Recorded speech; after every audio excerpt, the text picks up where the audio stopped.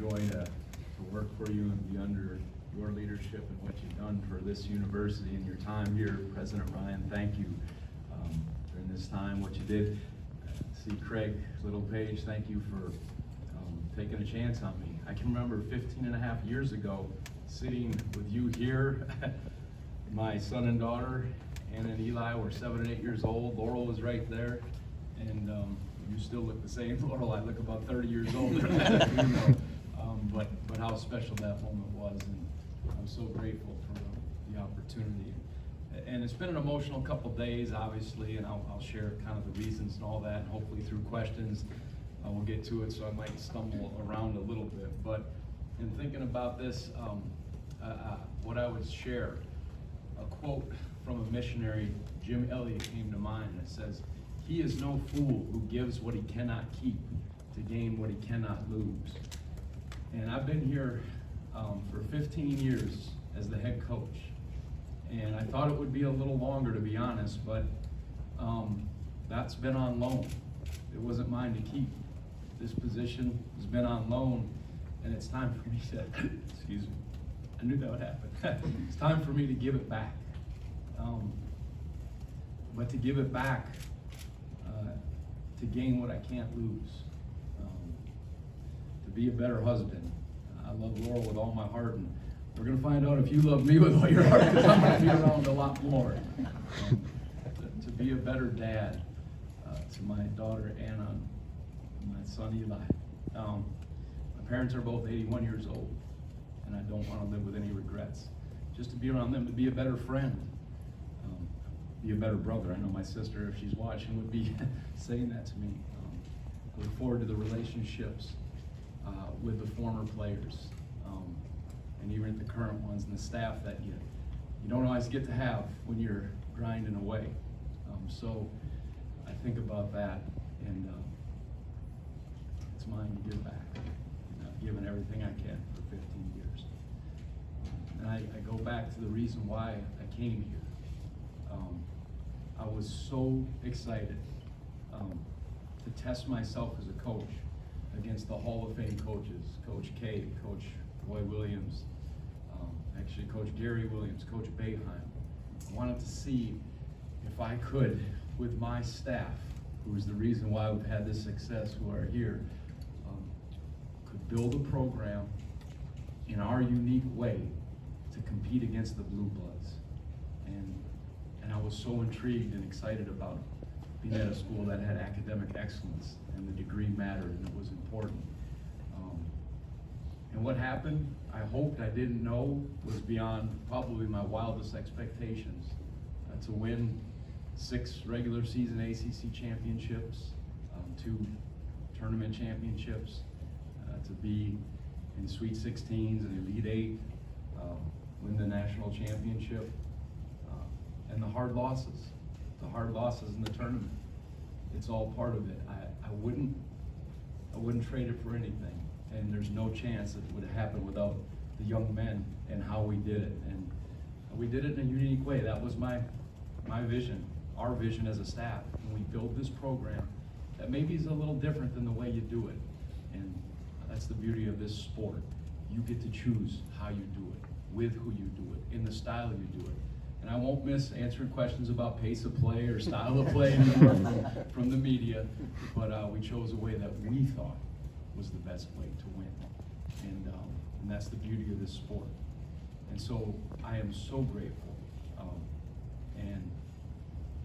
And I think about those pillars Carla mentioned in the first 2, humility and passion. Humility means know who you are and have sober judgment. Passion means not be lukewarm, be wholehearted in all you do. And I think those are the ones that caused me at this time to look and have sober judgment about where I was at. And that's probably the thing that has choked me up the most, and the hardest thing to say is when I looked at myself and I realized I'm no longer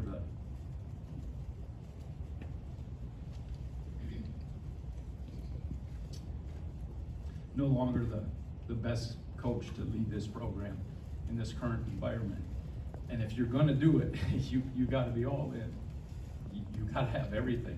And if you do it half-hearted, it's not fair to the university and those young men. So, you know, I'm looking at it, that's what made me step down. There's still a way in this environment. There's a way with Carla and President Ryan and the board to do it and hold to our values. But it's complicated. And to admit, honestly, that I'm not equipped to do this is humbling. But it honors the pillars.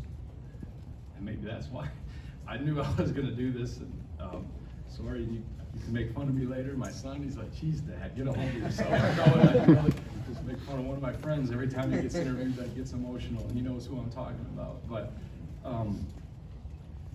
that's it. You know, this game, I think it's right for players, student athletes to receive revenue. Please don't mistake me. I do. I think it is. But the game and college athletics is not in a healthy spot. It's not, and there needs to be change. And it's not going to go back. I think I was equipped to do the job here the old way. That's who I am, and that's how it was. And my staff has buoyed me along to get to this point, but there needs to be change.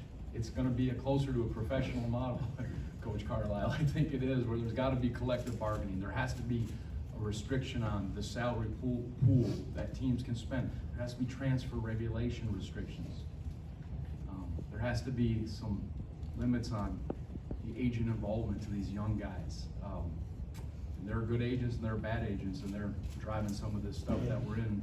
And I worry a lot about the mental health of the student athletes as all this stuff comes down. And it's sometimes when you're in it, you have to step away, and maybe I can be an advocate for the student athletes and the coaches to get the changes. But this is a place that will not compromise and do it the right way. And I wish it could be me, but it can't. And when you know in your heart it's the time, you have to give it away. And I'll go through just so you understand, and then I'll take questions. And I'm sorry to be this long, but just there's a lot there.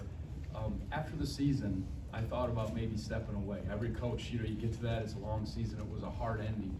And I thought about that. But the way the recruiting calendar works, we literally jump in. You have no time for 2 straight months. We're in the transfer portal. You guys know that. And you're involved in situations and conversations and things that I'm not great at. But because my staff, because of Coach Sanchez, Coach Williford, Coach Vandross, all this, Coach Sodi, all the staff, Coach Day, we got excited. We landed a really good group of transfers. We had 2 good incoming players. And I was excited about that and going forward. And then I was offered a contract extension, and I signed it. And I didn't know if I'd be able to do the whole 6 or 7 years, obviously. But I was excited and thought, I think I can do this. And I'm excited about the way forward. And as the season, then we got a great commitment from a local kid. I don't even know if I can say his name. He hasn't signed, so okay, I can't. I can't get in trouble.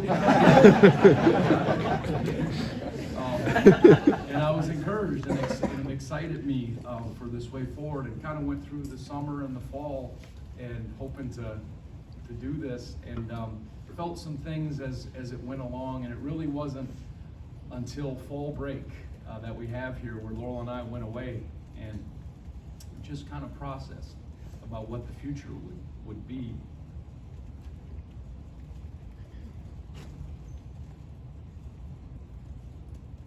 And that's where I kind of came to the realization that I can't do this. It's not fair to these guys and to this institution that I love so much to continue on when you know you're not the right guy for the job. And the reason I did it then instead of waiting, and I've always wanted this to be taken over by one of my staff members. I always have.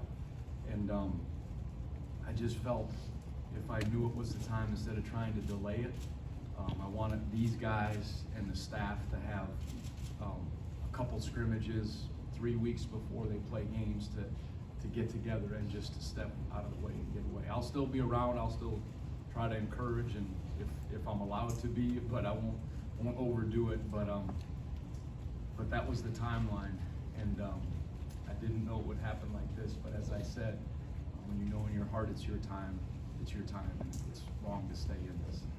It's hard to admit that, but I'm so grateful. All the young men that I've gotten to coach, the stories of guys who no one thought were quite gonna be that good, and they came here and they bought in, and they played in a way of unity and passion and honored the pillars, and to see them take off and what they did for us, to see the coaches, it's been amazing. Again, that stuff's been beyond wildest expectations, and to see these guys, one cool thing, and maybe it's a recruiting pitch for these guys, we have the most guys, active players in the NBA that weren't ranked in the top 25. UVA does. I think we're 6th in all colleges for active players. You can come here and get the degree, be a part of winning, have a pro career because of the leadership of these guys. And I'm excited. I'm excited for these players. They'll have to grow together. They have a very tough schedule coming up, but they have a chance to be good.